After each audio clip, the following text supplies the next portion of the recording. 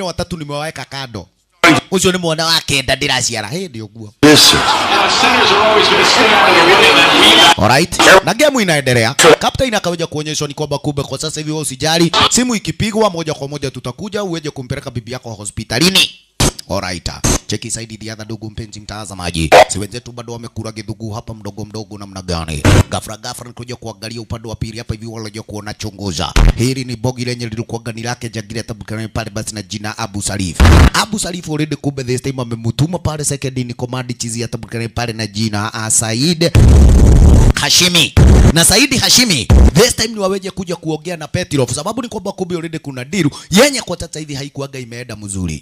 Mambo namna gani? Bibi sana pale basi huaga penderei hiki kikosi pale cha mahali kaida kikiweja kududa area zenyewe hizi sababu huanga yuaelewa ine time manze pale kanaweza umana vidiangara. Ine time kinaweza dhongomana.